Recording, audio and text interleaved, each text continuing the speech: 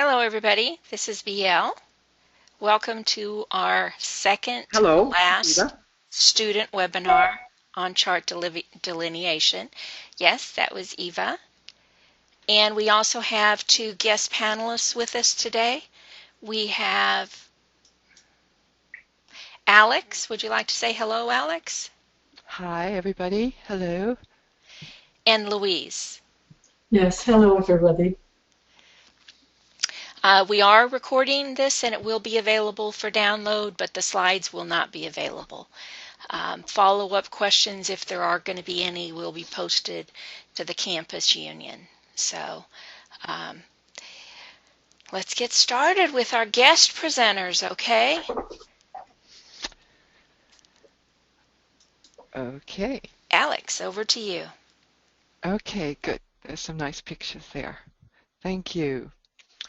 And thank you, all of you, for the opportunity to revisit the life of Winston Churchill and to share some of my research and reflections with you about a man who, they say, in his 90 years of active life, lived 100 lives.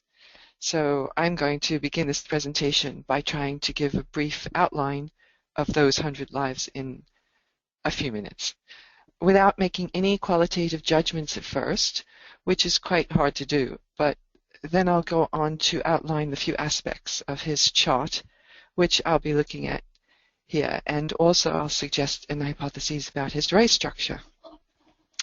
But before that, I'd like to begin with a few introductory comments. Albert Einstein once said about Mahatma Gandhi, "Generations to come will scarce believe that such an one as this walked upon the face of the earth." And admittedly, I feel like that about Winston Churchill.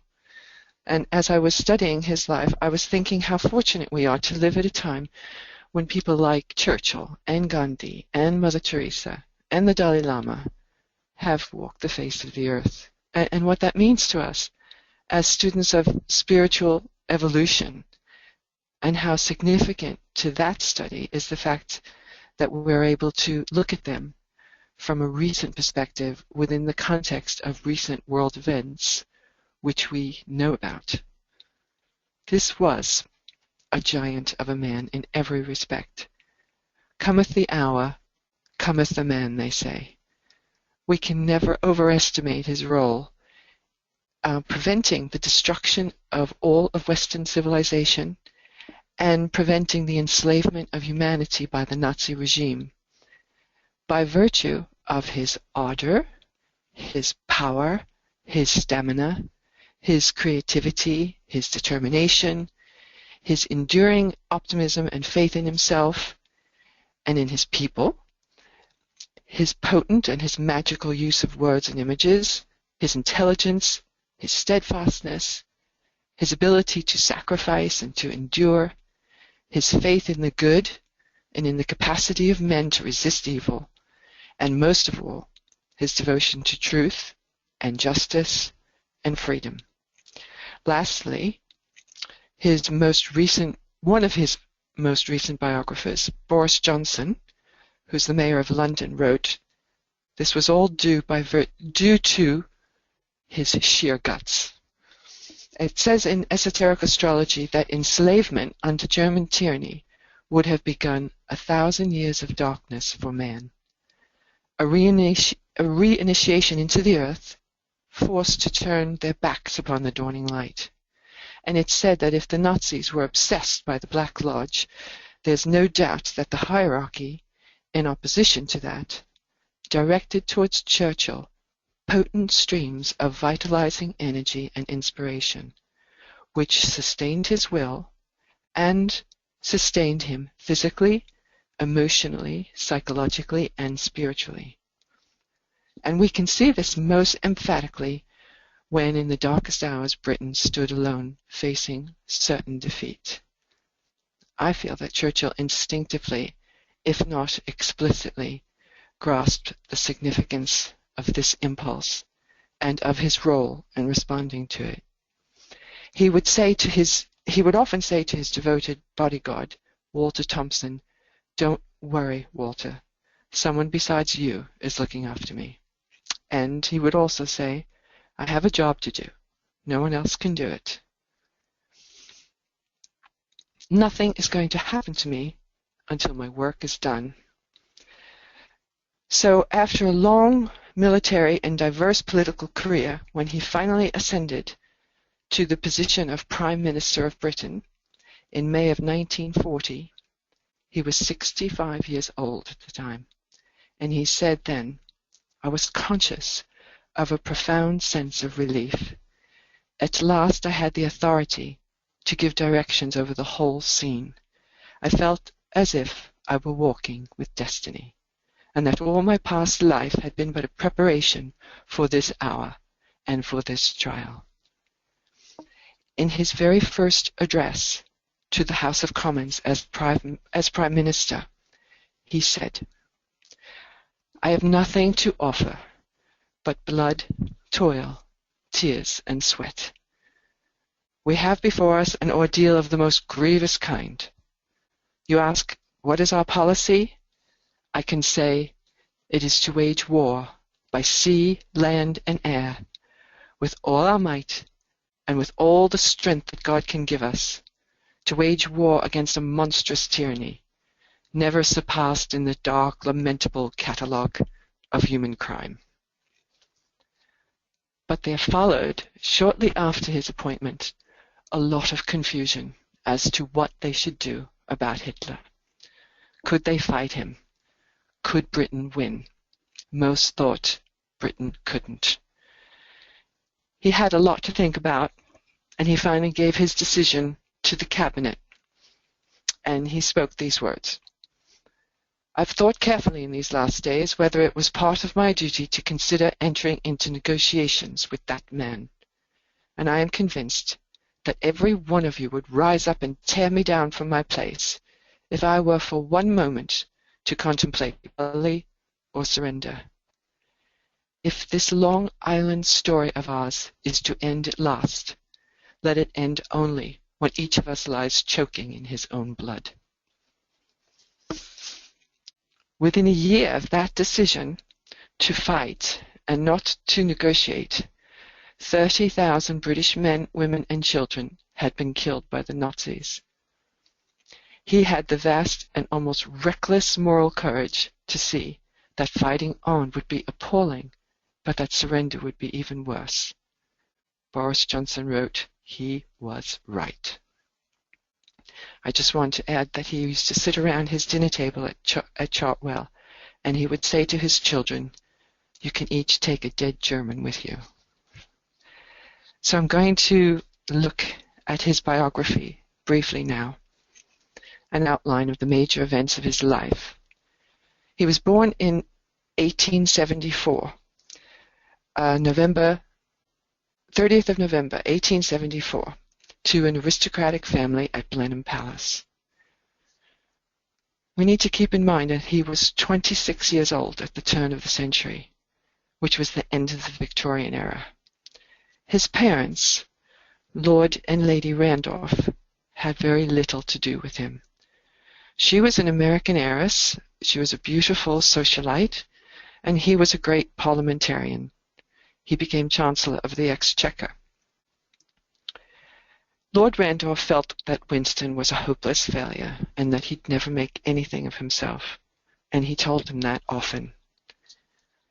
So Winston was raised instead by his beloved nanny, Mrs. Everest, who was his confidante and his moral guide until she died when he was 20 years old. He was sent away to boarding school where he was extremely unhappy. He was caned and he was beaten often, which he bore with his characteristic courage. He was poor at many subjects, especially Latin and Greek and mathematics, but he excelled at English essay writing and history and recitation, and he had a brilliant memory. But he hated education. He wanted to be out and doing things, or home playing in his nursery with his 1,500 toy soldiers, working out strategies. He never went to Oxford or Cambridge, like all of the privileged men of his day, but rather after Harrow, he wasn't good enough to go to Eton. He applied to Sandhurst, which is like West Point. And he failed the entrance exam twice. But he finally earned a place in the cavalry at Sandhurst, which absolutely delighted him, to be soldiering on horseback. But this again disappointed his father, who hoped he would have earned a place in the infantry. His brilliant, extensive self-education program only began in earnest when he graduated Sandhurst and he was stationed in India. And while he was in India, he spent many hours reading and studying, beginning with Gibbon's Decline and Fall of the Roman Empire, of all books. It's also in India that he first established his deep faith in imperialism. He became, in his young 20s, a famous and well-paid journalist soldier, and this took him to the Spanish-American War, amongst other places, the Sudan, India, and the Boer War, where he was taken as a prisoner of war, and he escaped, and that escape earned him status as a national hero. It also earned him a good deal of money because he wrote about it. And he said, "There's nothing more exhilarating than to be shot at without result." He loved noble war, mano a mano, with swords preferably. Later in life, he was to lament, after the Second World War, "Now war is waged by chemists in spectacles." One wonders what he would have thought of drones.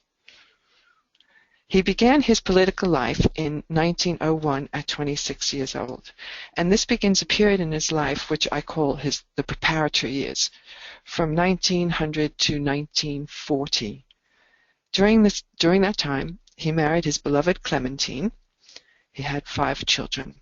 He bought his wonderful estate, Chartwell, and he continued his vast literary output. Politically, in short, he held numerous offices, and he did not retire from Parliament until close to his death. His political life was a story of meteoric rise, advances, setbacks, successes, and disasters. He was written off as politically finished several times before he reached the top. He crossed the floor many times, which means changing parties, literally opposite parties. He said he did that because he was wedded to principles rather than parties, but some people thought he was just an opportunist, and he was that too. He took many controversial stances. The way he handled the Welsh miners who were on strike, that was not popular. The Irish question, he opposed Ireland's independence. The Gallipoli disaster, as First Lord of the Admiralty. After that, he left office and he joined the fighting in the trenches of the First World War, leading a team as a lieutenant colonel. He was also responsible as Chancellor of the Exchequer for financial disaster for Britain, because that position was really ill-suited to him. And he entered the political wilderness in the 30s. They say he actually committed political suicide with his ideas. He strongly opposed the abdication of Edward VIII, who wanted Wallis Simpson to marry him and be his queen.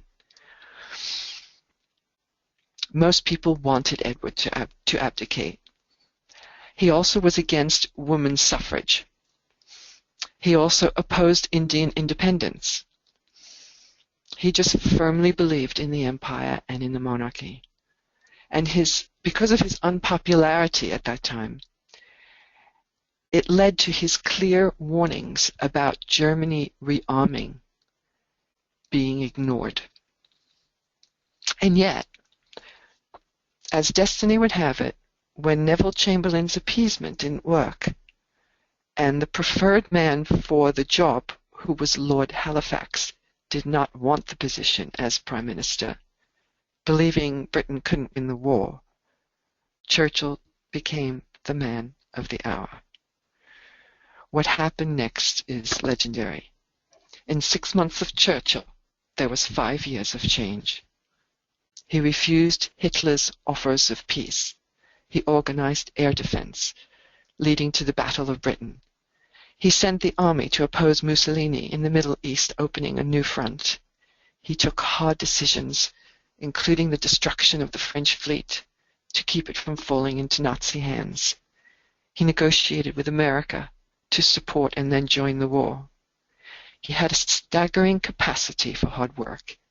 His ability to absorb, analyze, and act on mountains of material was immense. His tendency to conduct strategy by impulse utterly infuriated his advisors. His chief of staff complained that every day Churchill had 10 new ideas, only one of which was any good, and he didn't know which one that was. Yet Churchill, the romantic, showed acute realism in his reaction to Russia's predicament. He hated communism. He was required to accept a communist ally in the war in a struggle against a Nazi enemy, and he did this not only willingly but generously.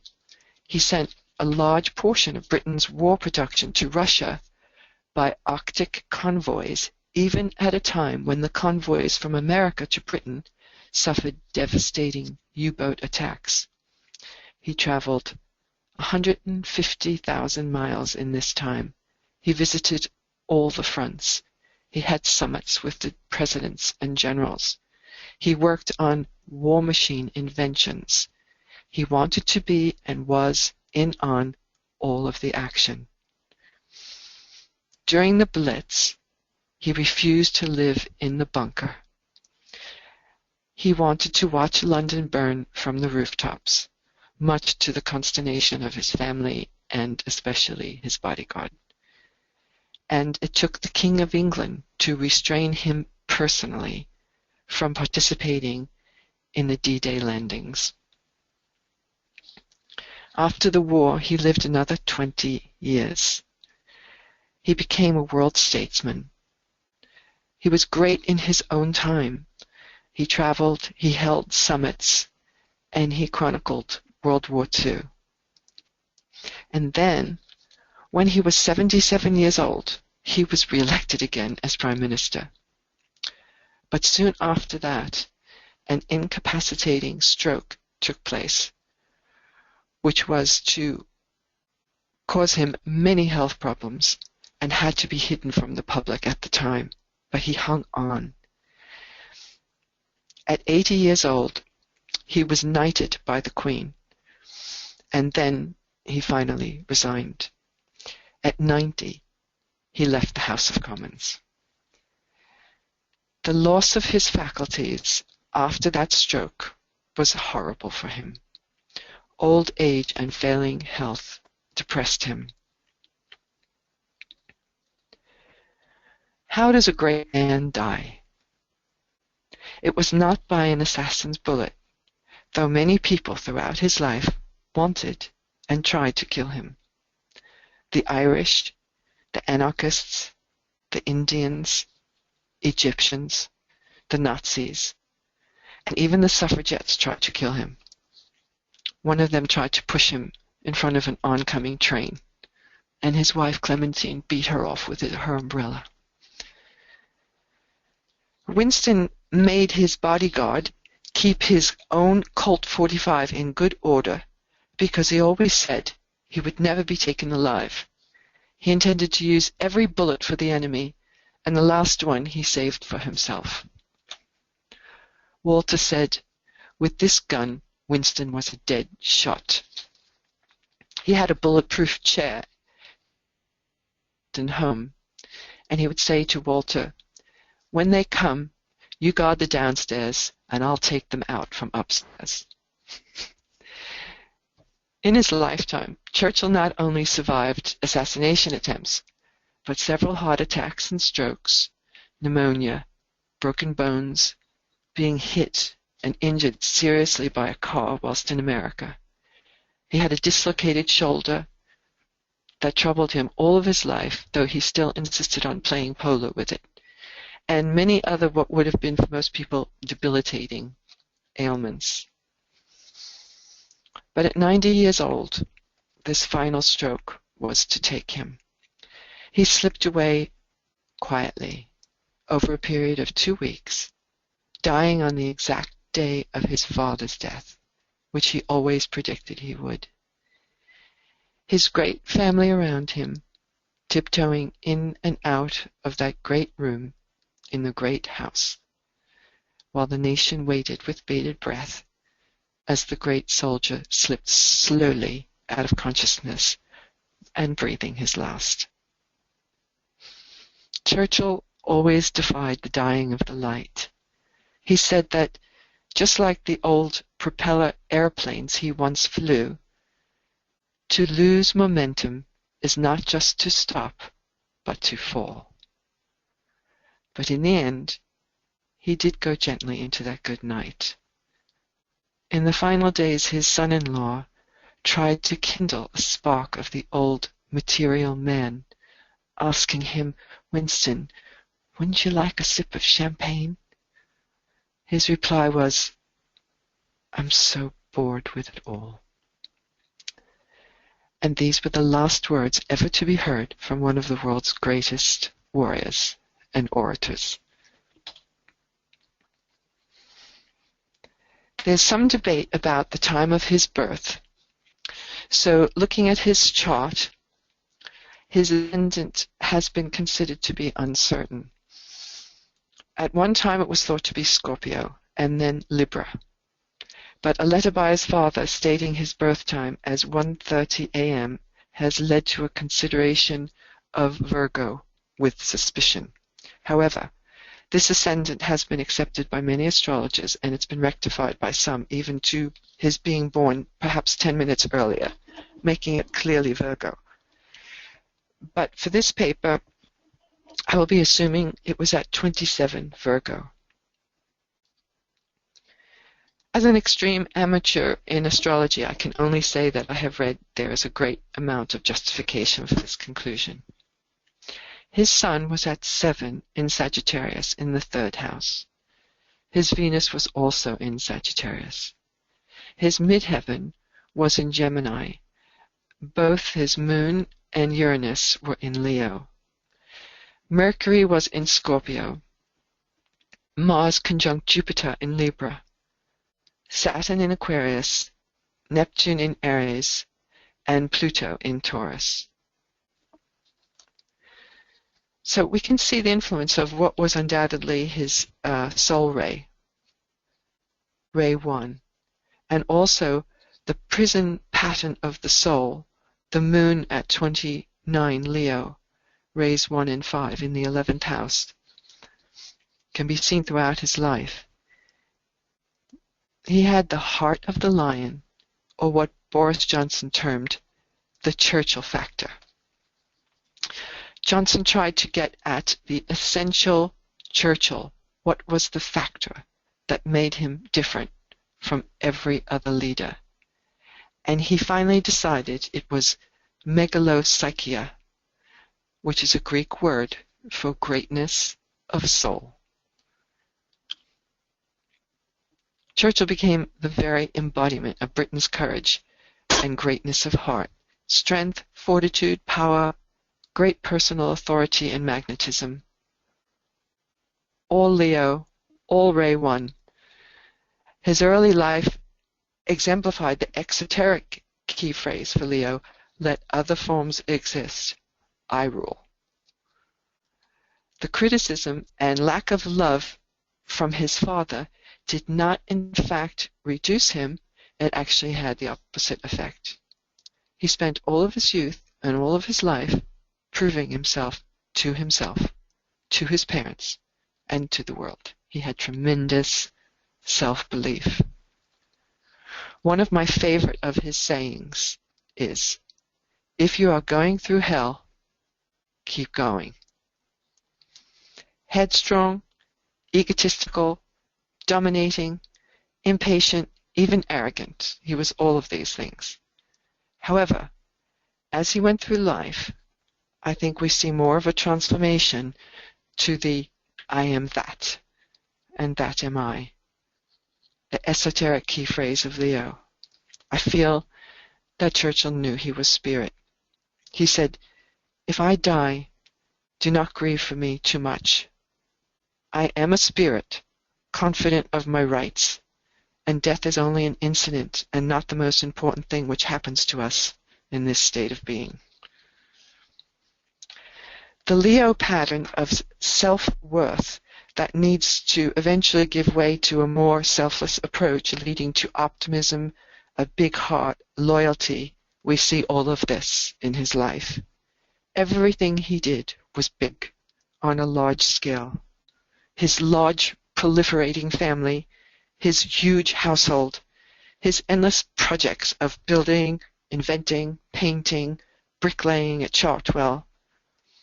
And the loyalty was to God, king, and country, and especially to his wife, who was the great woman behind the great man, to whom he was faithful all of his life, and on whom he lavished such affection.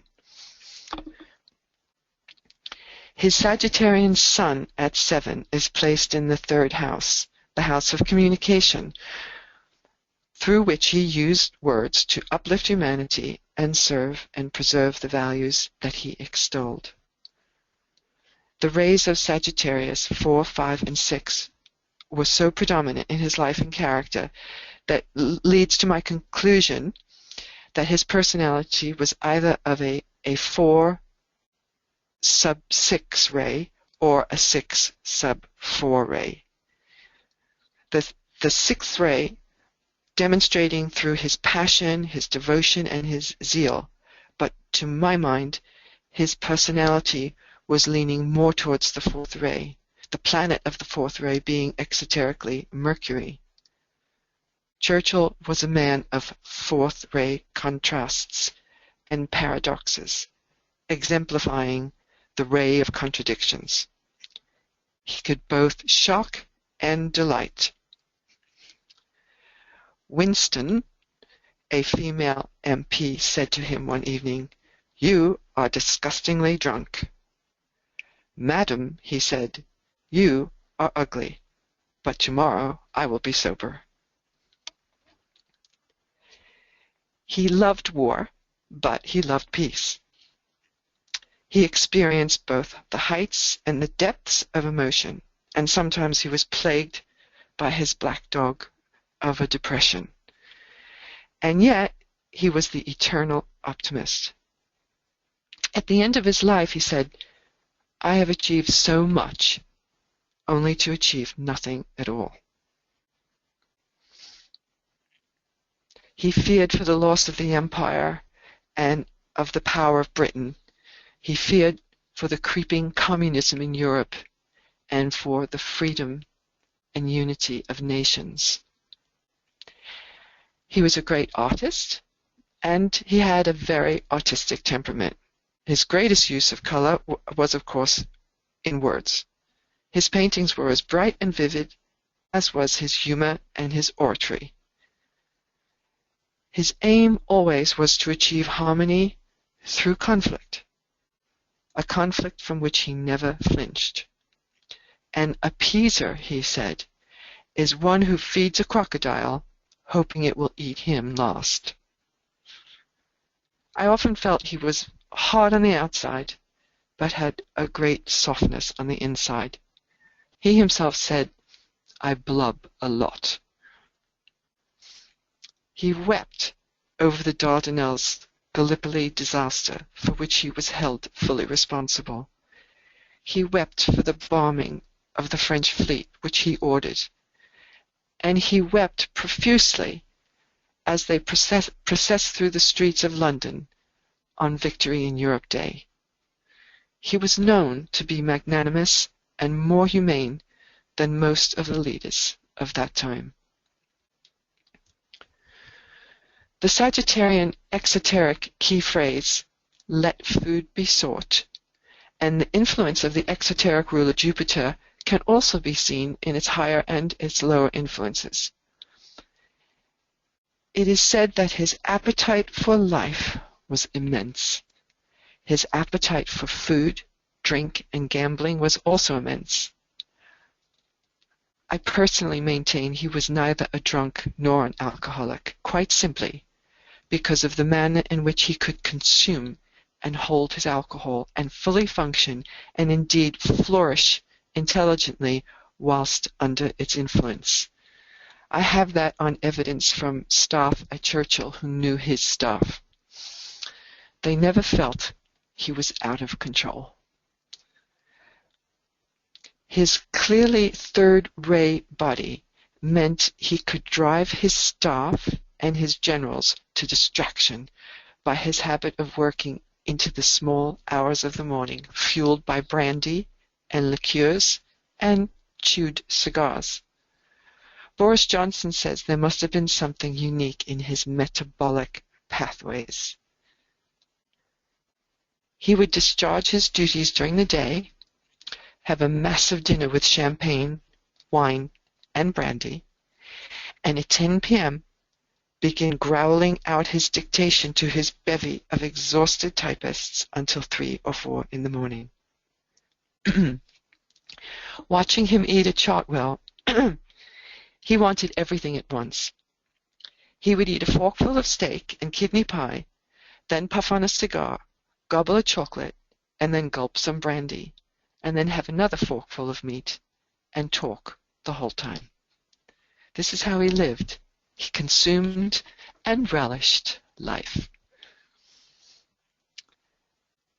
I think it goes without saying he also embodied the esoteric phrase for Sagittarius, "I see the goal, I reach the goal, and then I see another," being super goal-oriented all of his life. And he remained so until near the very end, when those final words give us the sense of a final letting go, and perhaps a spiritual awakening of the conscious intelligence through experience, which is the height of Sagittarius. His ascendant in Virgo, which at first may seem unlikely for a powerful wartime leader, has its justifications. Again, there's the influence of the fourth ray from the exoteric ruler Mercury, and the esoteric ruler the Moon, veiling Vulcan, of the first ray. The evolutionary function of Virgo is to transform consciousness from the materialistic let matter reign to the purified creative consciousness of a disciple, to the Christ awareness of the initiate. I stop here to ponder whether this embodiment was Churchill's third initiation or thereabouts. I can't imagine such a role and a destiny being entrusted to a lesser evolved being. Third-degree initiates still have some anomalies in their personality, and that we have surely seen in his. The Virgo personality is overly critical, obsessive about details, super busy, and craving of material gain. But the Virgo aspirant and disciple uses Vulcan's power to become protectors of the people, giving attention to details, showing intelligence and reliability. It transforms sixth-ray prejudice, sectarianism, and fiery anger to strength, self-sacrifice, and tolerance. And this we've seen. Mercury and Virgo rising support and enhance his extraordinary communication skills. He taught himself by himself, discovering that, quote, the essential nature of the normal British sentence, which is a noble thing. In his time, he produced more words than Shakespeare and Dickens combined, 10 million words in 40 books, and thousands of newspaper and magazine articles. One of the best of all of his books, which he wrote, is called His Early Life. It's brilliant language, it's a wonderful story, and it's absolute laugh-out-loud material. Also, the Virgo rising supports his mobility during the war, undertaking so many hazardous journeys to go to the front lines, meet Stalin in Russia, and also risking his life. Vulcan, the planet of persistence and endurance which rules men of will, obviously figured greatly in his life. We can never know what transformation takes place in one's final moments. After such a long life of leonine ambition and Sagittarian purpose, one would hope that in those momentous final hours, those few final words might indicate that the Christ principle, the true hope of glory, enables the physical man to let go and the soul to shine forth, his trials complete. I'd like to conclude with one of his shortest declarations, but one of the most poignant and for us most relevant. He said, "Never, never, never give up."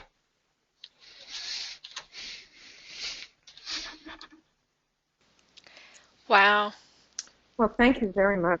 Yeah, what a man! I mean, when we hear all about him, he really brings to life this fantastic, huge, enormous personality and service that he did to humanity, for humanity.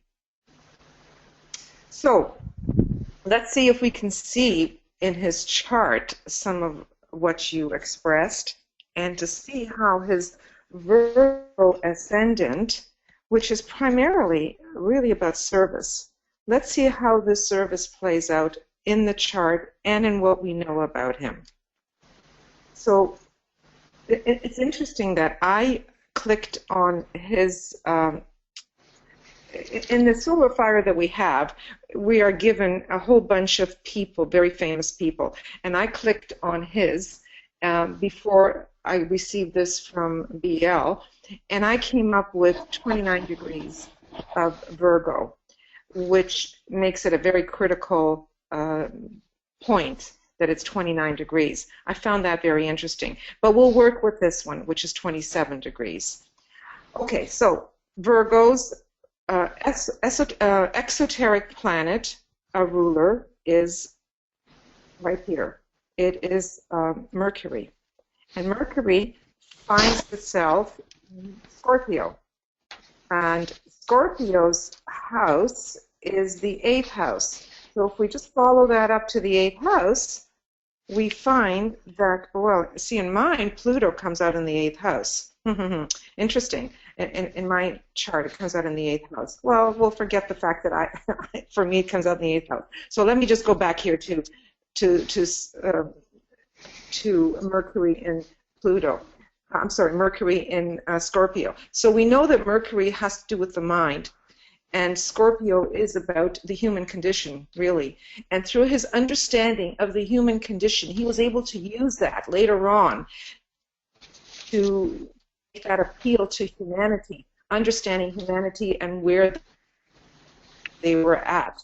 So that's an important thing, the fact that he had his Mercury in Scorpio. And the fact that he had the ruler of Scorpio, Pluto, in Taurus, brought out, again, it's a 4th ray, right? Taurus is 4th ray, but it brought out his creativity, his artistry, and also the fact that Taurus rules the voice. It rules the throat. So it is his voice that he used a lot in his oratory. And we will see the oratory in a few moments here. So that axis is an important axis for him, okay? That's the exoteric ruler of his ascendant. Now, the esoteric ruler, as we know, is the moon. The moon is in Leo, and before we look at what the moon can veil here, we know that Leo, the Leo person is a confident person, not afraid to speak up and do what he needs to do. And it finds itself in the 11th house, which is the house of group, the house of belongs to Aquarius, and Aquarius is service as well, but to the larger, right? To the larger group consciousness and all that kind of thing. So it's interesting that it's in the 11th house, and he really had to appeal to humanity, to the larger. If we go back, if we look at the axis again between the Aquarian house and the 5th house, we see that it is an Aquarian house, the 5th house, and that he's got Saturn in there. So there's a duty that he had to be able to reach the larger, reach the group consciousness. And it's found in the 5th house, the house of soul. So it's almost like it was karmic for him to be able to tap into that soul, that going from individuality here of the Leo to the Aquarian group, right? The group soul, and in the house of the soul, of his ability to stand above the crowd and be more than just the regular individual that most people are, you know, with a Leo, strong Leo. So we see that. We also note that he has a grand trine in fire. We have here, we have the whole Aries. We go across to Leo, and we go down here to the Sagittarius. So he's got a grand trine here in fire. Fire, if we're going to give a word for fire and how it manifests, we could say fire is about confidence.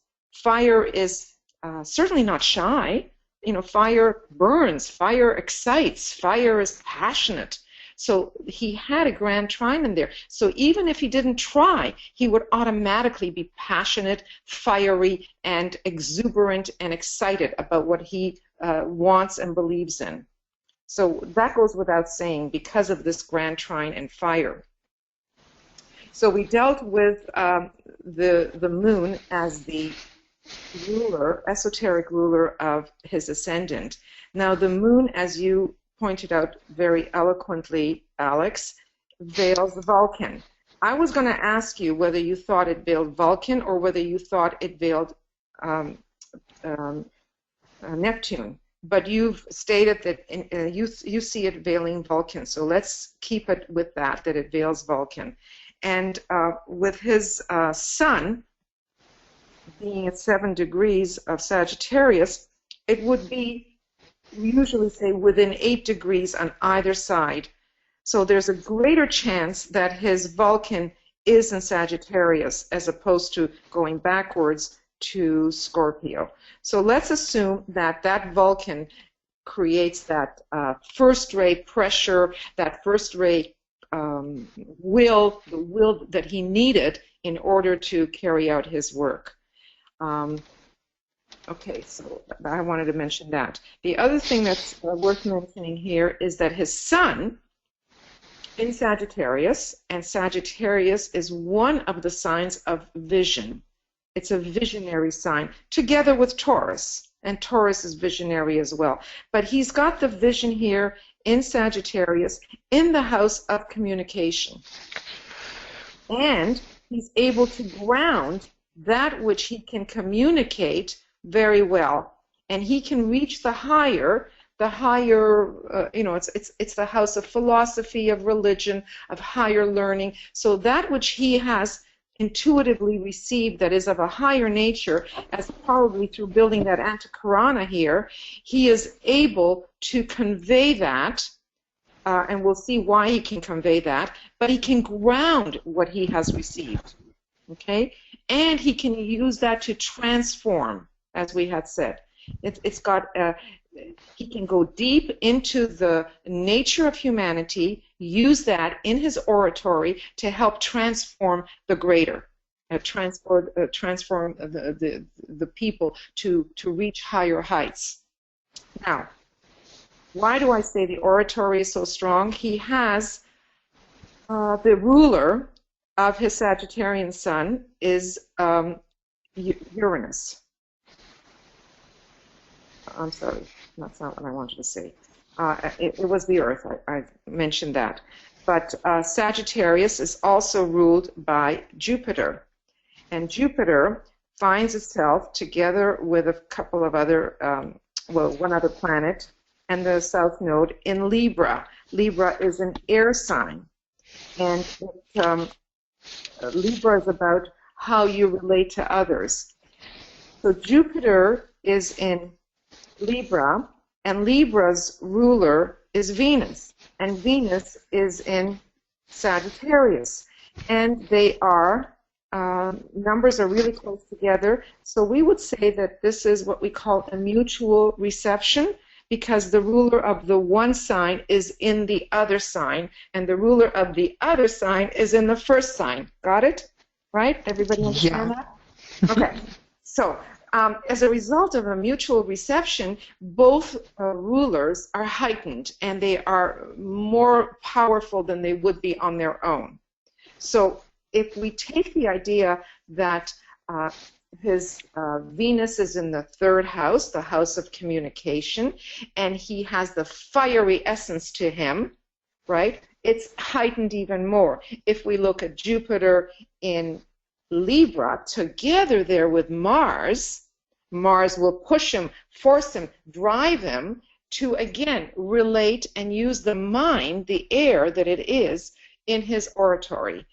And then we move our thoughts up, since there is an ease or a trine here, to his MC, which is also in Gemini, which again is communication, and the world sees him. MC is how the world is seen, what his occupation is, as one who can communicate, one who can offer this communication to others. So we see that that ability to use the mind, to use communication in his field of service. I see this combination here, especially since it squares his ascendant here, as heart-mind. This is very much heart-mind. Yeah, all of this I see as heart-mind. See, as BL is pointing out. So again, we see the. It's interesting also, his ascendant here is 27 degrees. His MC is 27 degrees. So I mean, talk about the exact degree of what his dharma is and what his sole purpose is. And does he not live up to his dharma? Does he not carry that out? I mean, perfect 27 degrees. So that is worth noting, right? So there's also a T-square here with the esoteric ruler of Aquarius. Aquarius, the esoteric ruler. No, that's not what I wanted to say. The esoteric ruler of Libra, and the esoteric and the regular ruler of Aquarius. Gee, I'm not getting this right because whatever is Uranus here, and Uranus is also in the 11th house, and it creates a T-square. That's the point I wanted to make here. It creates a T-square with his Pluto and his 17 degrees of Mercury. So Mercury, and Uranus is the higher octave of Mercury. So again, we see how potent and how strong his mind was. And it is in the house of the group, you know. And don't forget, as BL went to the Pluto allows him to delve into the down below, bring up that which needs to be seen by humanity. This is a T-square, so this is very, very important. It doesn't really have the outlet. Even though Saturn is in Aquarius, the degree is off. It would be a grand square if the degree here was a little bit higher. But his purpose is well understood here with Saturn in Aquarius and these two planets here in the Aquarian house, with the Leo there, with him not being afraid to do what he needs to do. We are told that the planets of discipleship are Saturn, and Mars. Saturn is in an air sign. Mars, as we know, is in an air sign. So again, it's about communication. It's about being able to relate it out, to say it out, using the voice here to the greater good, to the public. Again, 11th house and his MC, his career. There was one more thing I wanted to say here. Yeah, interesting that with all this ability to use these signs that are of communication, he has his Chiron in the house of Libra, which is the house of relationships. So in his relationships, he's had to make some kind of adjustments, some kind of corrections, and that I would think would be more in terms of his partner, his wife, or any kind of relationship that he would have had to have. He would have to find ways of making that correction, and because it's in Aries, you know, and in Aries there is a pioneering spirit. There is sometimes one doesn't stop to think. Well, in his private relationships, he really has to make corrections. He's probably very, very good with the greater, with you know, giving it out to humanity. But I don't know how good his relationships were at home or with his children or whatever. So basically, this is also in the house of children, so I don't know what his relationship was with children, with Saturn in the 5th house of children. Only, I mean, from reading his biography, you might know that. Anyway, that's a very quick overview of some of the aspects that he's got here in his chart. A lot more can be said if we were to go into the nitty-gritty, such as Jupiter being in the 2nd house of resources, being able to use all the resources that he had learned and to be able to use it for the greater good again. And I guess that's it, really. That's all I want to say. And I'd like BL to add anything that she can offer as well. Well, you pretty much covered everything that I had, but I was writing down some of the quotes that Alex gave us, and I thought that they really kind of punctuated, you know, as both of you touched on, his midheaven in Gemini, his writing and his oratory, you know, perfect example of the 10 million words that he put in his books, you know, how he used that well. The mutable cross, because these are his 4 angles, and that was very powerful in his chart. Also, the quote that she gave us that in 6 months of Churchill there were 5 years of change. Well, that's this mutable cross. That's his mutable ascendant. That's his mutable MC that brings the change. The Leo character, I would say that is something that he had with him, that he needed to bring with him to accomplish the work that he did. I agree that the moon is veiling Vulcan here and that he brought that Vulcan with him. Look at this first ray here. Of course, that's going to be the Leo, but, you know, the first ray and the fire elements really came out, as we're seeing, so did the mutable. But, you know, one of the things with the moon is the early childhood, and, you know, he had an autocratic and very critical father, which is the ascendant ruled by the moon here. So, but that led him to do the things that he did, to prove just how wrong his father was, and the world is a much better place for that. So that's, I think, all I need to say. You guys covered everything. So he had. So I'm looking at Chiron again. So he had a difficult relationship with his father. And Alex, what kind of a relationship did he have in his personal home life with his children and his wife? Does any of that come up in any of the biographies you read? Yes. Can you hear me all right? Yes. Can you hear me? Yes. Yes, I find that remarkable that you saw that in his chart, because he had extremely difficult relationships with his children, especially his first son, Randolph, who was obviously, you know, supposed to be the inheritor of everything. terrible arguments, lots of disagreement. Randolph was a very difficult person. There was one of his children died young. There were divorces. One of his daughters was an alcoholic.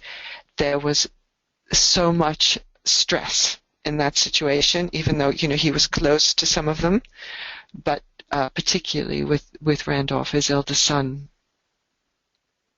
Yeah. I mean, it's a wonderful thing, these charts, they tell us so much. Yeah. We don't know. I'm always amazed at how accurate they can be, Yeah.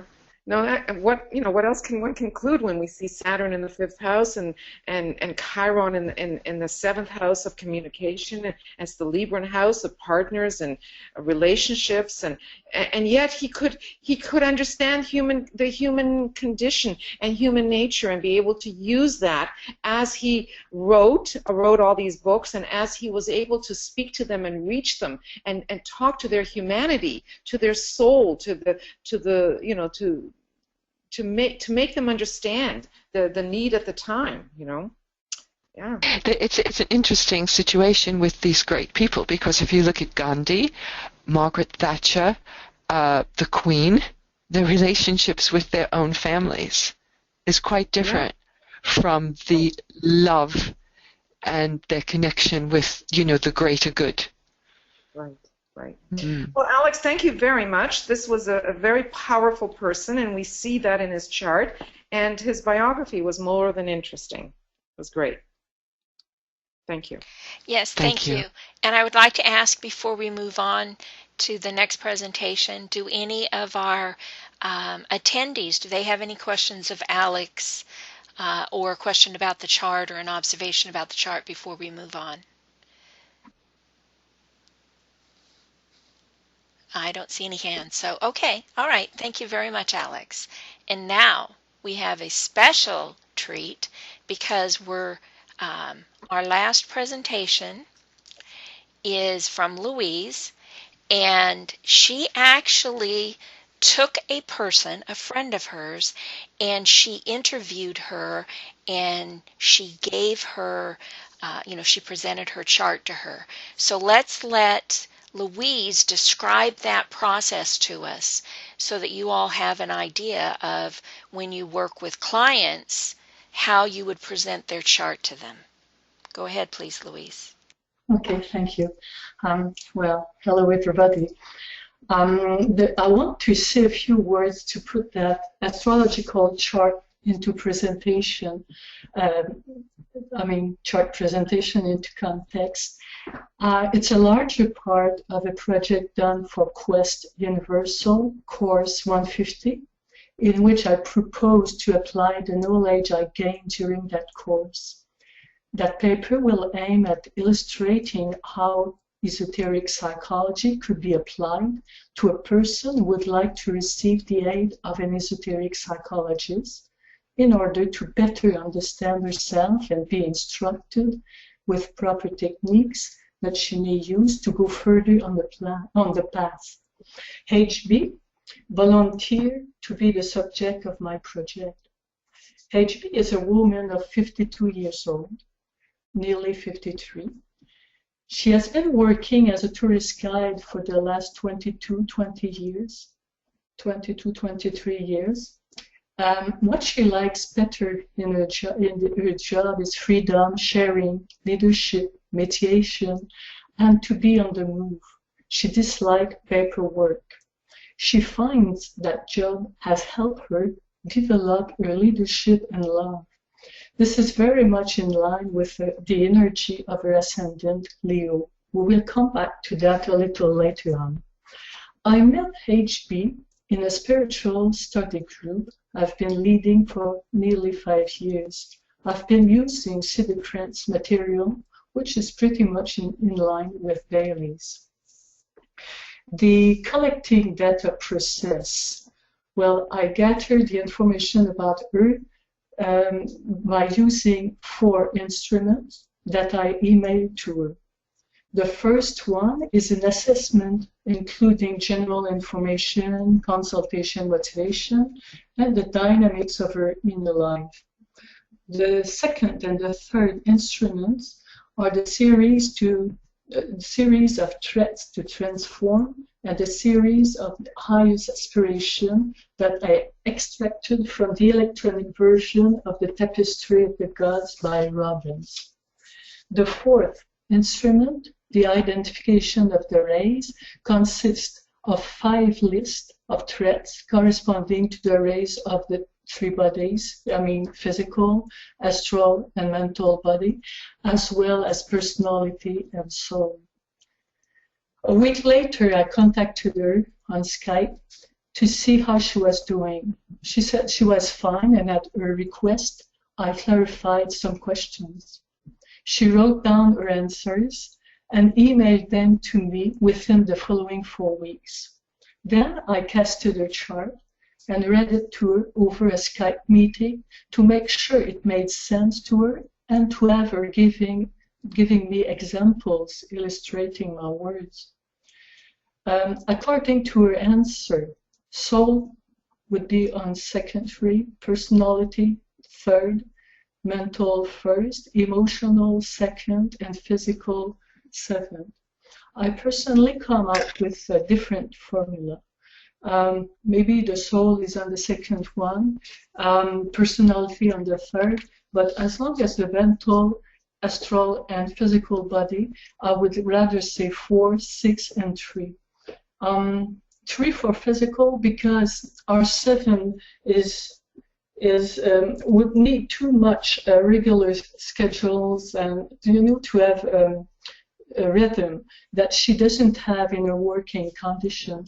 So I think it would be too difficult for a 7-3 body to deal with that.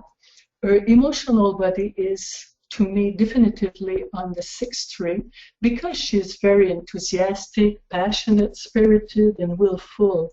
And this is reflected by the number of planets in the fire signs. I would see her mind on R4 because her thinking is colorful, full of metaphor and images. She carries out her ideas in a very dramatic way. I would say personality 3 because she tends to plan and not always apply her plans. She may scatter herself as she did in her formal education. For instance, while at university, she studied for 5.5 years in 3 different programs and did not complete any one. While we discuss our study material, she will present disperse ideas and show her having some difficulty to communicate clearly her thought. And in World Glamour, Glamour World Problem, it's written that Ray 3 has difficulty to clearly convey their meaning. She says that she could structure a thought, but she lacks discipline. And if you notice, her Saturn, a 3rd planet, which is the planet of discipline, it is retrograde in an air sign. So her opportunity to discipline and structure in her intellect may be lessened because of that, or illustrated in that way. On the positive side, she's a good positive side of 3rd ray.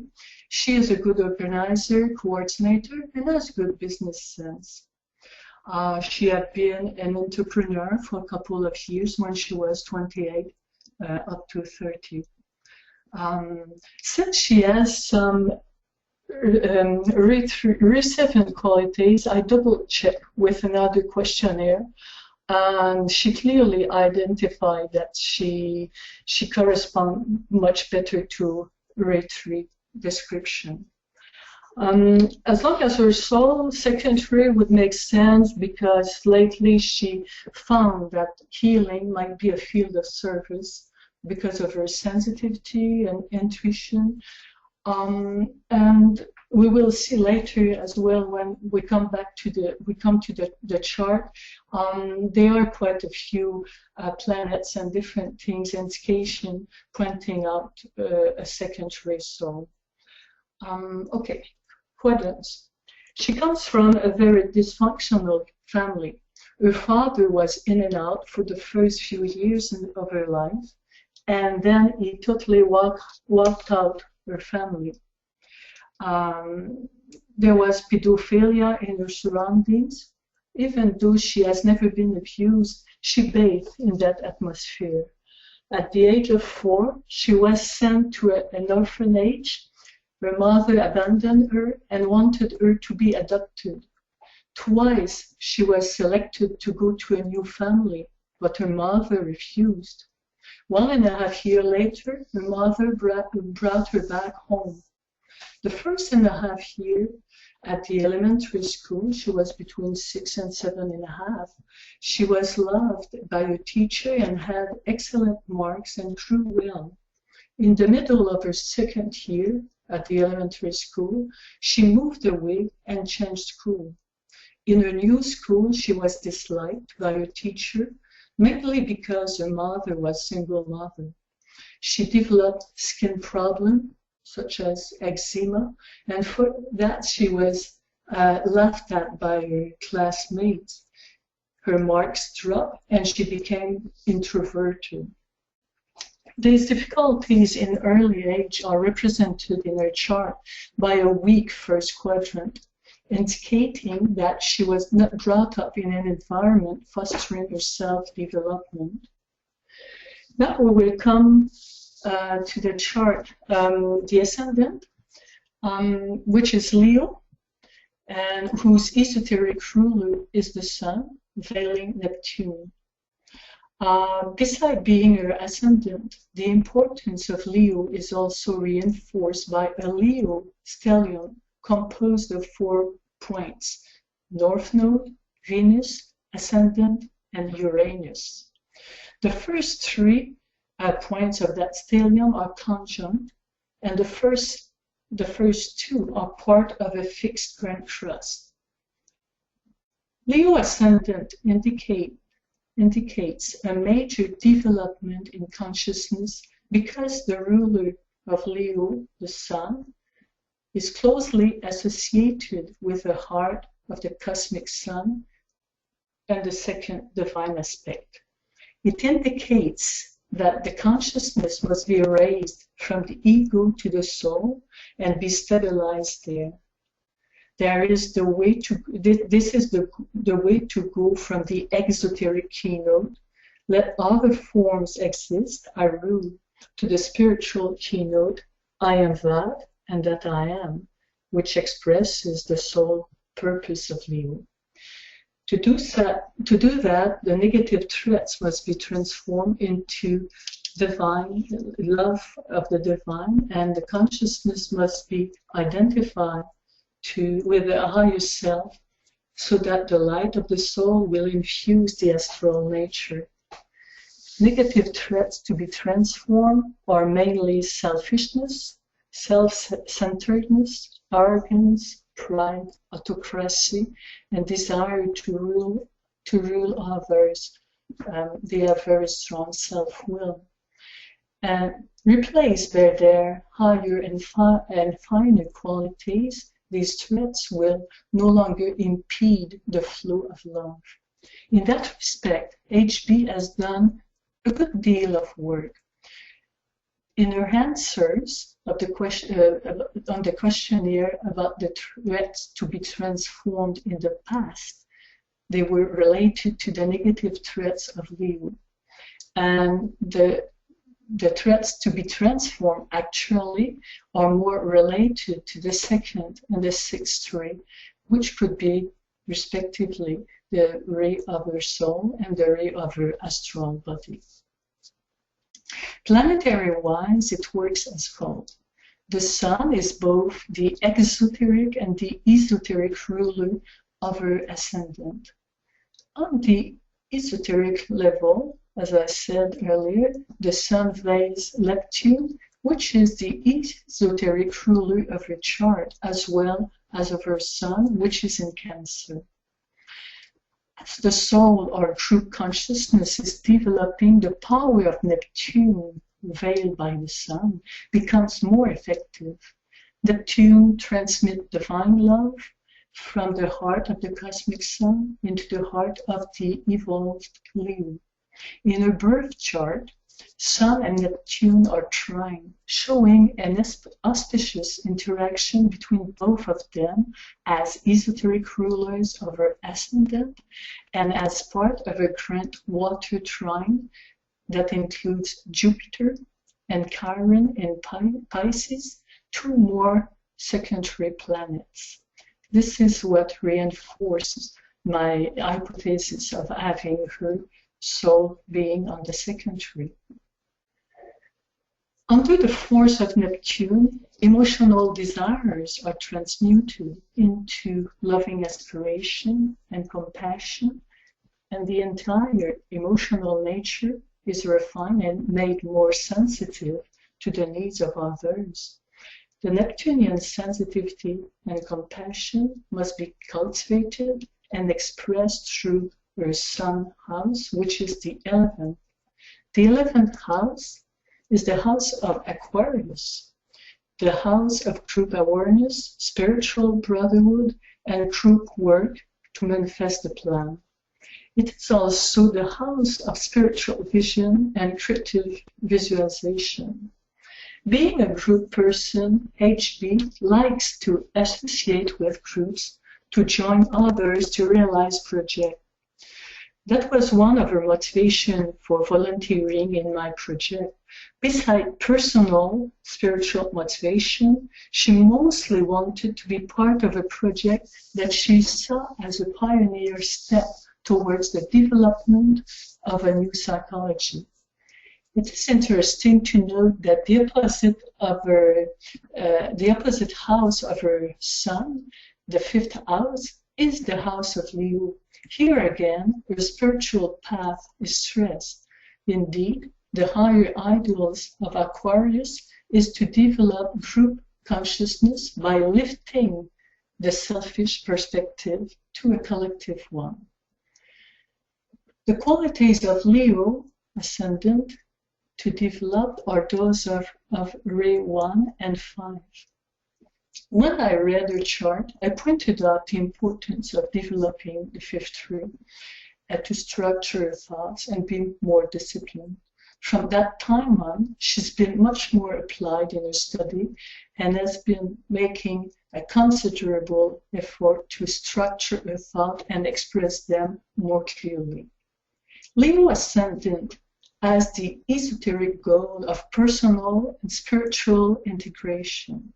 First, to integrate the personality, then to bring that integrated personality under the control of the soul, so that the positive traits of Leo, such as creative power, leadership, generosity, courage, and optimism, could be released for the good of the whole. These integrations are brought through crisis. In her chart, it is illustrated by her soul ruler, Neptune, in Scorpio, square her ascendant as part of a fixed cross. That mode is the strongest in her chart, and it indicates that the soul development is done effectively through crisis and test. There is also a fixed grand cross, stressing out that she will meet all the needed challenges to move on, and she has the potential to meet those challenges. To illustrate that, she mentioned that at 47 and a half, she had been hospitalized for 9 days. At that time, she had her gallbladder urgently removed. She was in very bad shape and could have died. She mentioned that experience changed her life. It opened her heart. That health problem is connected to solar plexus.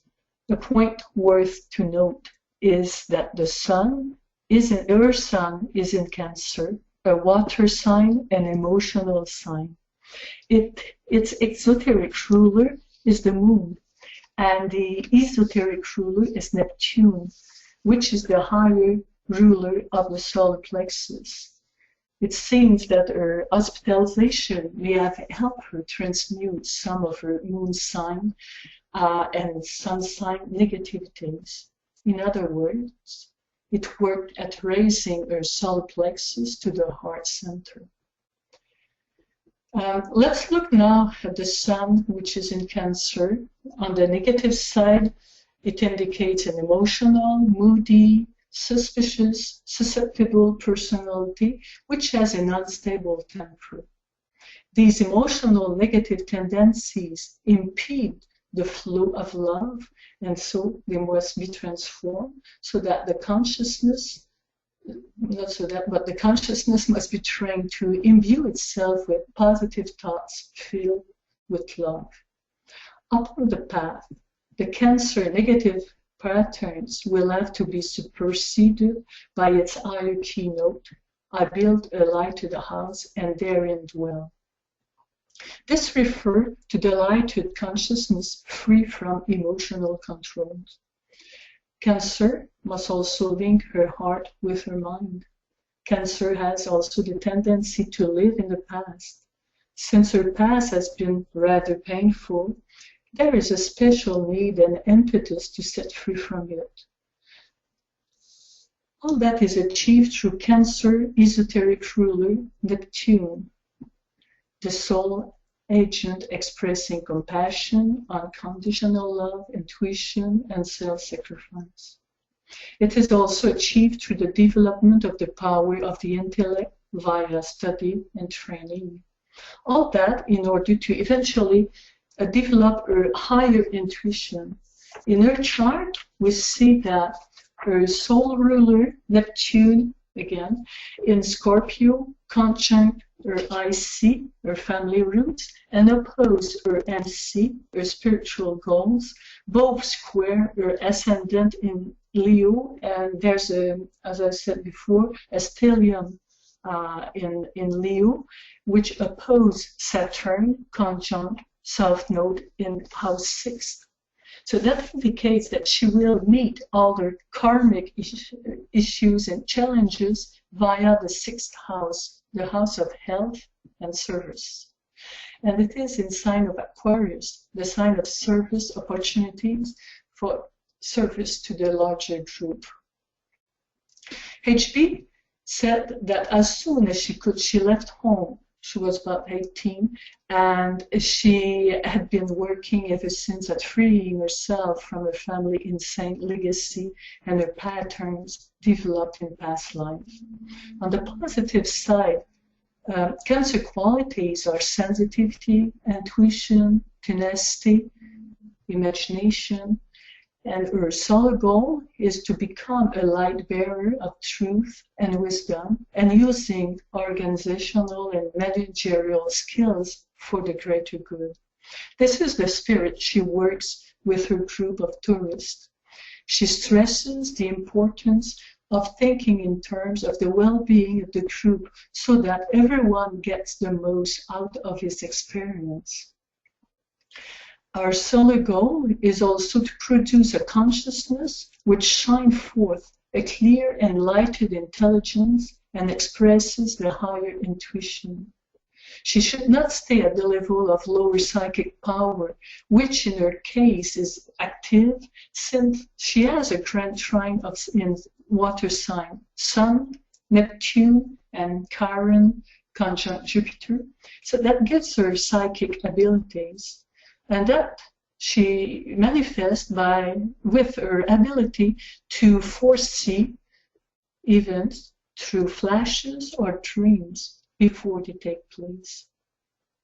The exoteric ruler of the sun, of her sun in Cancer, is the moon.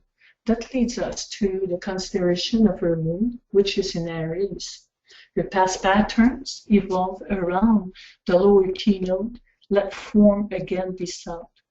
Those patterns manifest as a burning hunger for life and an urgent need to get what she wants as soon as possible and as fast as possible.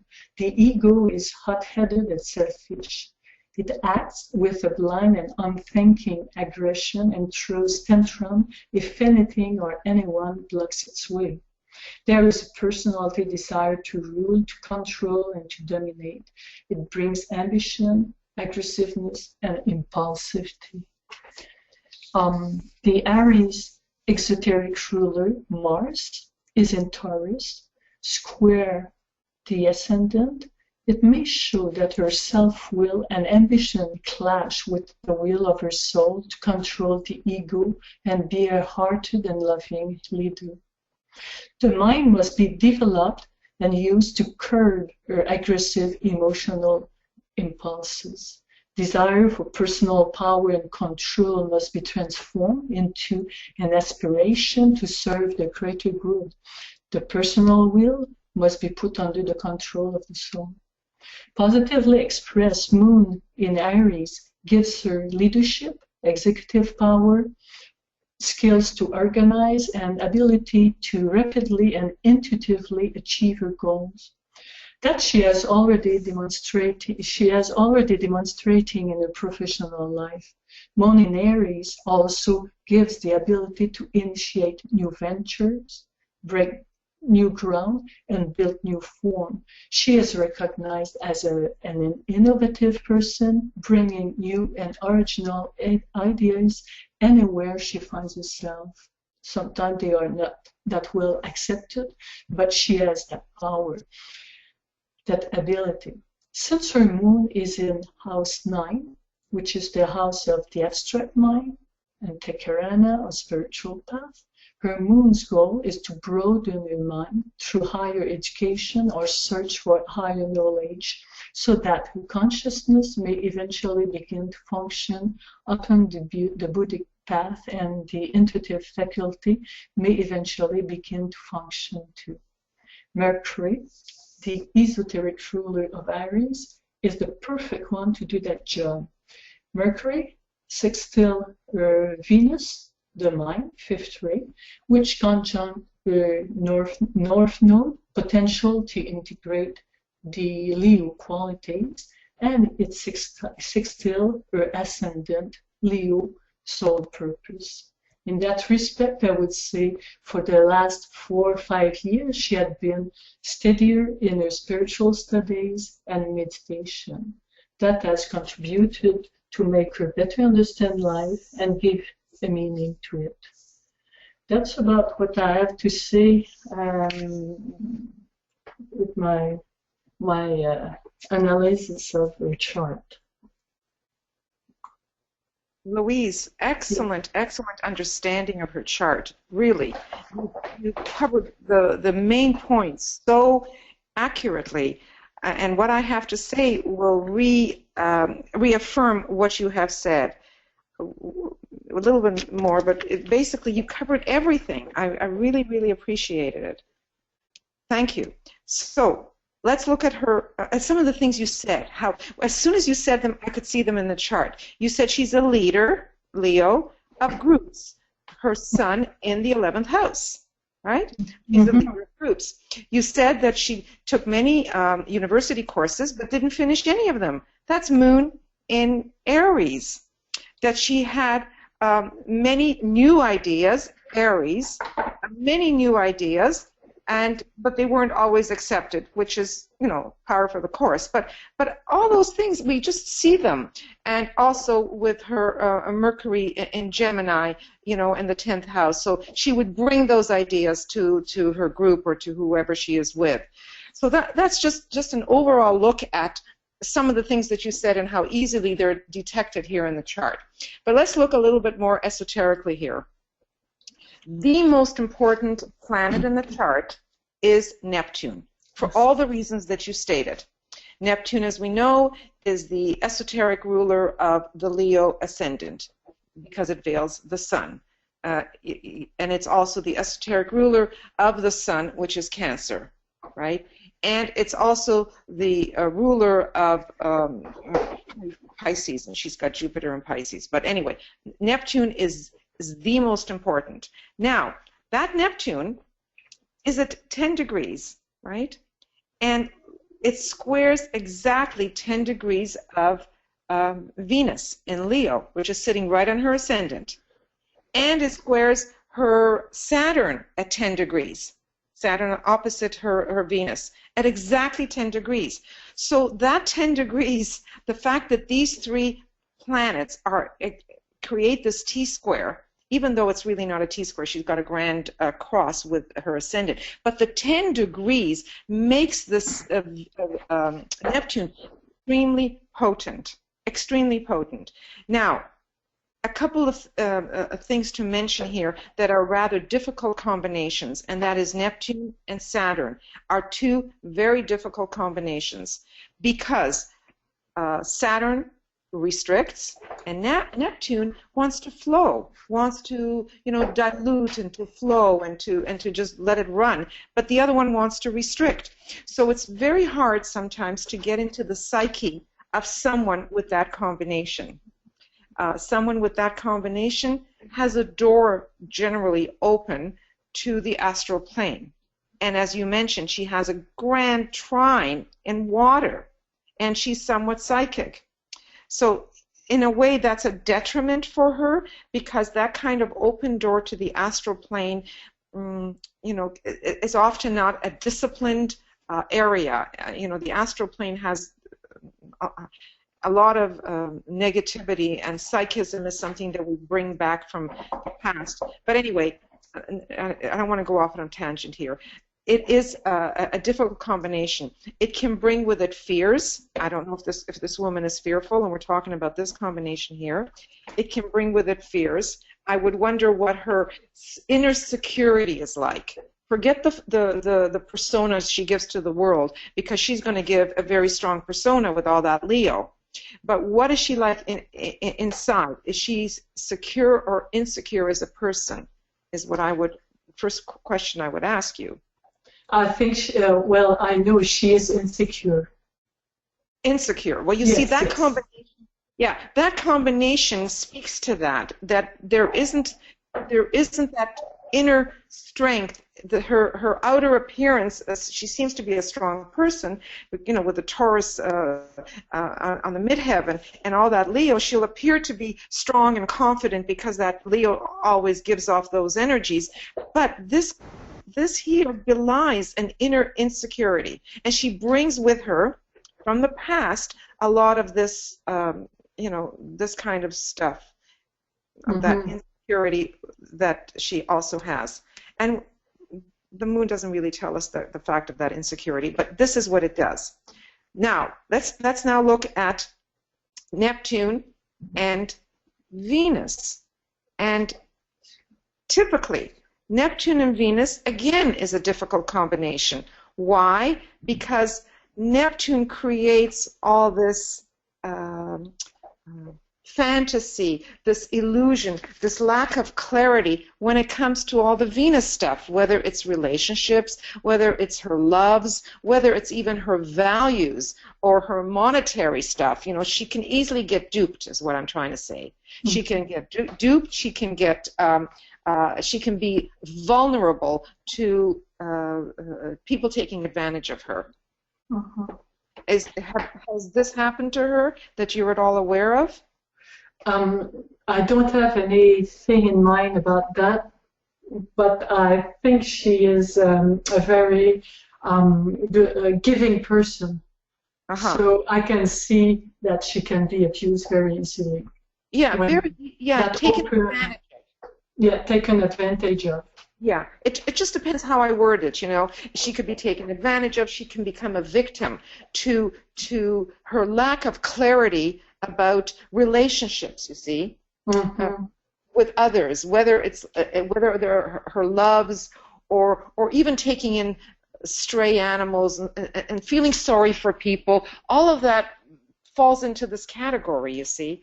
And it's right there in her nadir, in her bottom of her chart, like she stepped right into that, you see, and that's why that's such a powerful Neptune for her, for all the reasons that you mentioned, plus these two that I'm bringing, which are rather difficult combinations, you see. Okay, so that's one thing to look at. She said that she tried to shut down that astral ability to catch up everything, you know, but it comes to her like that. Absolutely. Especially. Sorry. I'm sorry. You go ahead. Okay, that's why I told her it's important to develop the intellect as much as she could in order to get out of that astrology. Absolutely. You got it. As I said, you hit all the points exactly. This is what her stretch in her life is. Let's look for a moment here.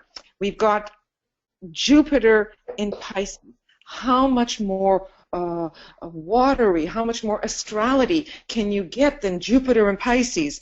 It's like swimming in an ocean of water with no boundaries at all. And it's the ruler of Pisces. It's one of the rulers. Not only is Neptune one of the rulers, but so is Jupiter one of the rulers. And so Neptune squares this Pisces, and Jupiter is in Pisces.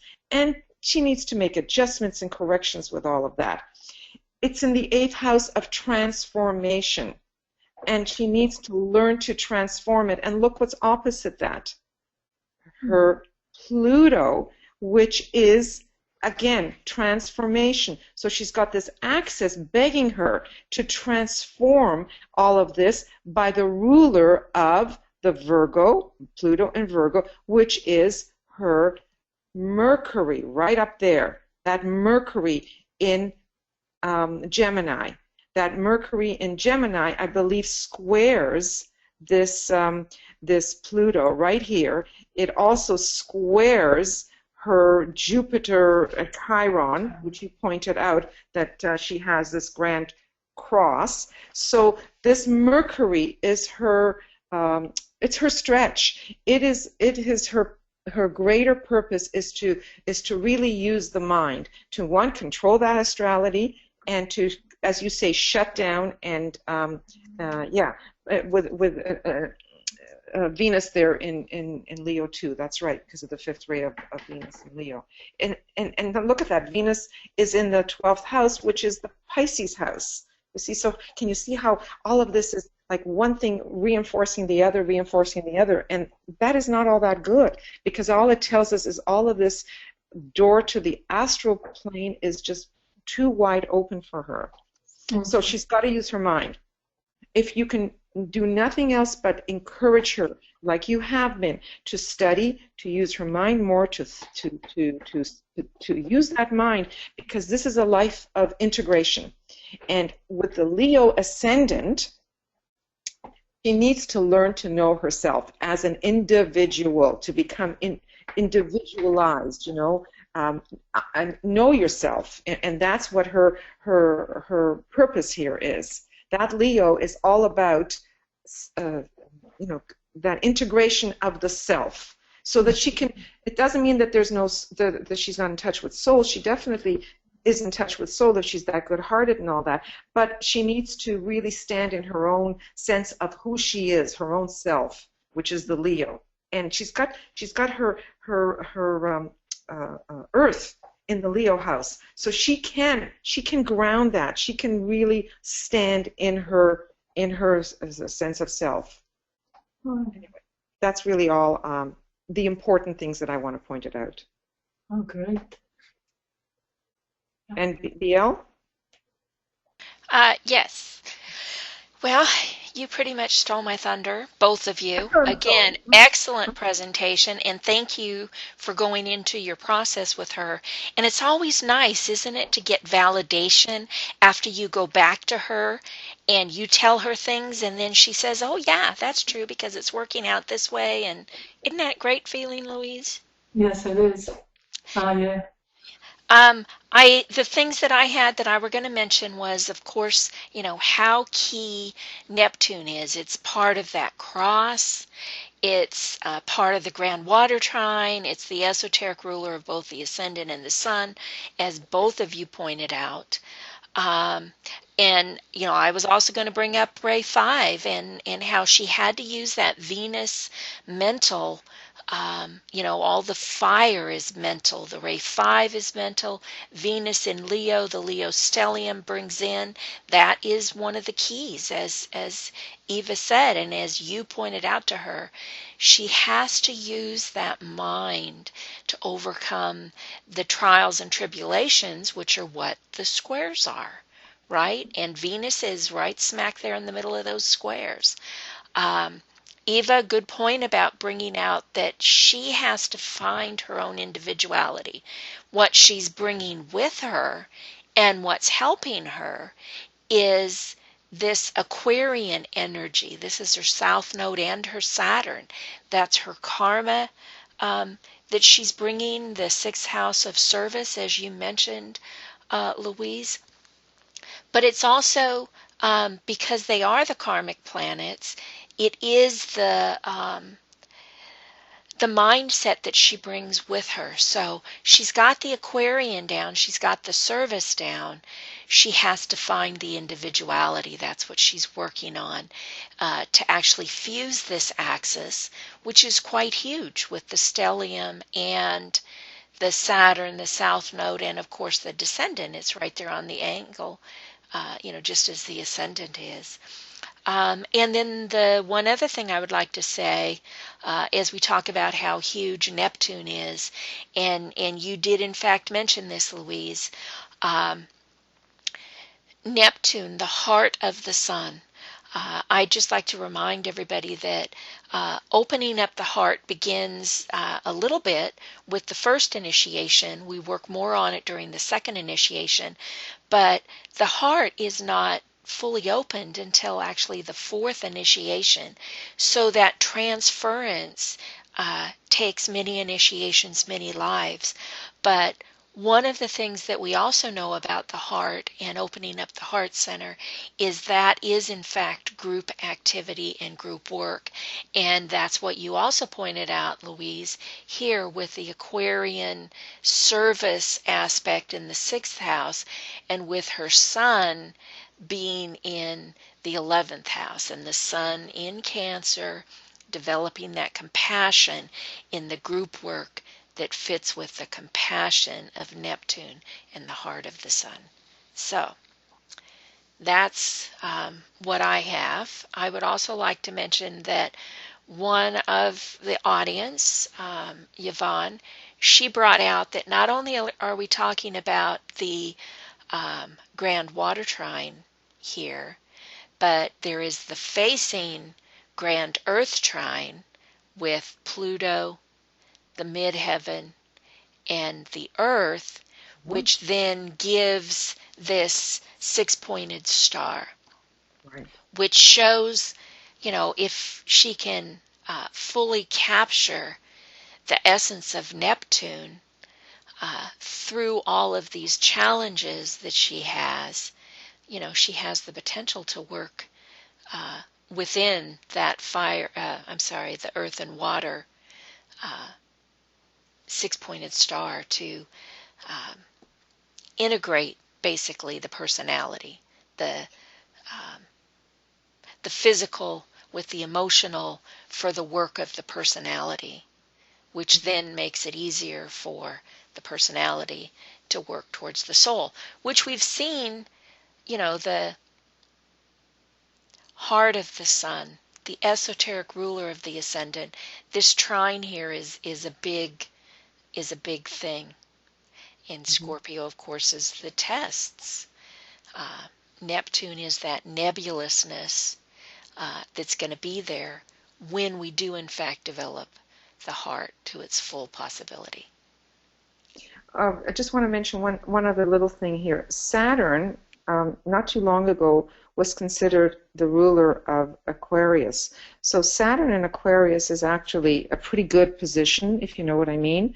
And Saturn is oftentimes considered a planet of the mind. So she's got a good mind here, you see. She's got Saturn in Aquarius, and it's right opposite her Venus and Leo. Both of them convey 5th ray, you see. Aquarius is 5th ray, Venus is 5th ray. So she's got a good mind. Now, even though Mercury doesn't fit into the square, we know how Mercury plays into everything, right? It had to do with another series of aspects. But her mind is a good mind. She just has to use it in, like you've encouraged her, and in the last few years she has been using it. So that's very positive. What she said, Eva, her mind, she can structure. She likes discipline. Exactly. That's what she said. She said, I like discipline. I can structure my thoughts. but I'm not disciplined enough to do it. And that I'm sure has a lot to do with her moon in Aries. You know, too impulsive. Yeah, although Aries does convey the seventh ray, you know, it does convey the seventh ray. It is ruled by Mercury. So again, there is such potential for her to use her mind. She can structure it, but she needs to find ways to carry it out. See, that fire is not allowing her to carry out it. Fire, you know, is not a controllable thing. You know, fire goes by wind, you know, it just moves. So it's very hard to control fire. And Aries is awesome. Venus is in her 12th house, which means it's hidden. She's got that mind, it's just hidden. It has to be brought forward. Yeah. Although Leo is not anything that hides, but still, you know, a lot of dichotomies there in her chart, as we all have. So. See, some charts are really interesting. This happens to be one of those charts that's really interesting. There's a lot going on there, and there's difficulties, difficult combos, but there's great potential. And it all depends on the choices she makes and how she uses that. As I said, it's a life of integration. It's a life of trying to harness and hone in her astrality, basically, is what this is.